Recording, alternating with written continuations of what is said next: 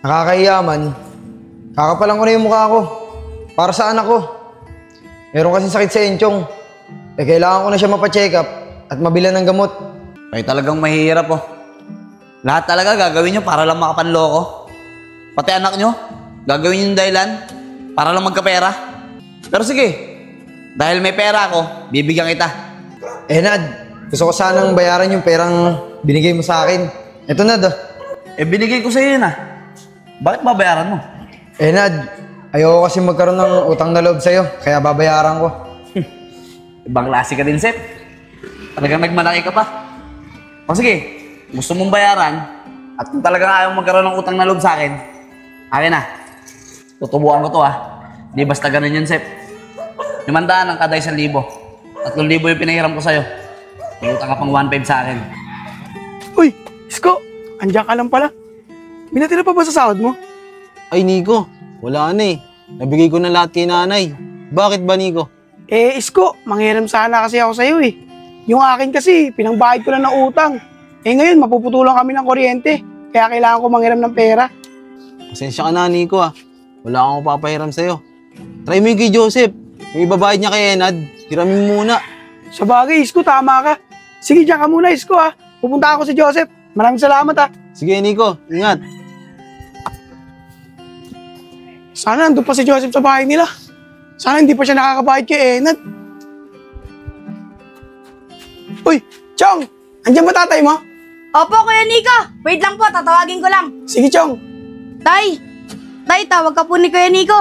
Nasaan? Nandiyan po sa labas. Sige. Oh, para Nico, bakit mo kayo nahanap? Sep, tatanong ko lang sana. Kung naibayad mo na yung pera na hiniram mo kay Enad, hiramin ko sana. Ay Nico, pasensya ka na. Naibayad ko na kay Enad eh. Ganun ba, Sep? O sige, kay Enad na lang rin ako manghiram. Paano? Dito na ako. Nagmamadali rin kasi ako eh. Oy Nico, sandali lang. Hindi ko nasabi kay Nico yung ginawa sa akin ni Enad.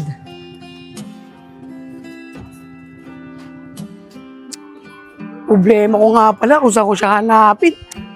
Saan kaya si Enad? Mahala na nga. Punta ko na lang yung pinsan ko. Manghiram ako, sana meron. Tay, bakit po tayo minto?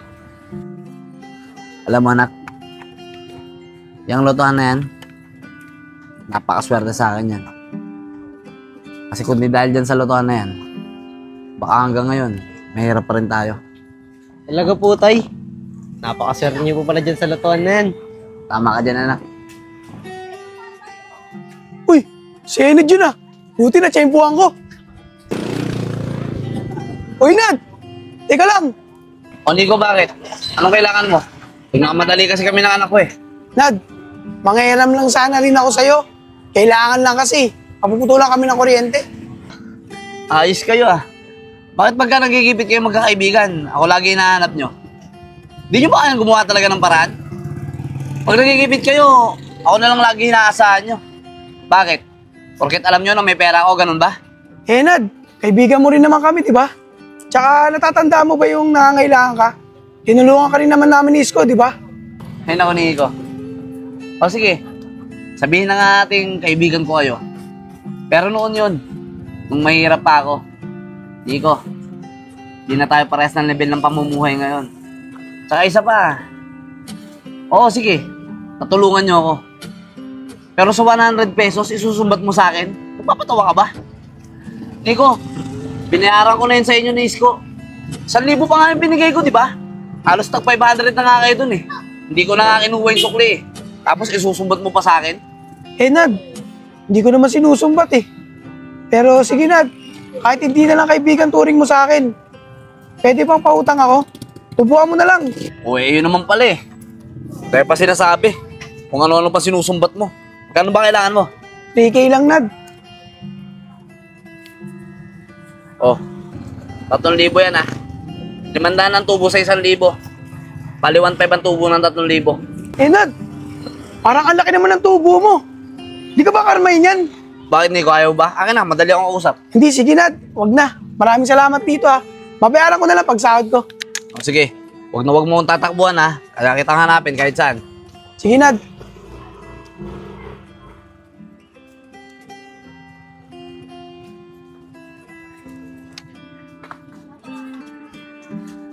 Uy, Nico! Uy, balita. Nakairam ka ba? Oh, Isko. Kay Enad. Ang laki nga ng tubo eh. Alam mo ba, Isko? Kung magpatubo siya, parang hindi natin siya kaibigan. Kung may mahiraman lang ako sa iba eh, doon ako nangiram. Grabe naman si Enad. Parang wala lang sa kanya yung pinagsamahan natin. Kaya nga, Isko eh. Paano, Isko? Dito na ako ha. Magbabayad pa ako ng kuryente eh. Sige, Nico. Dito na din ako. Sige.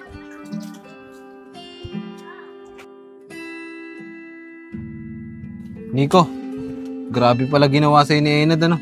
Kaya nga, Isko eh. Grabe talaga ginawa nun sa akin.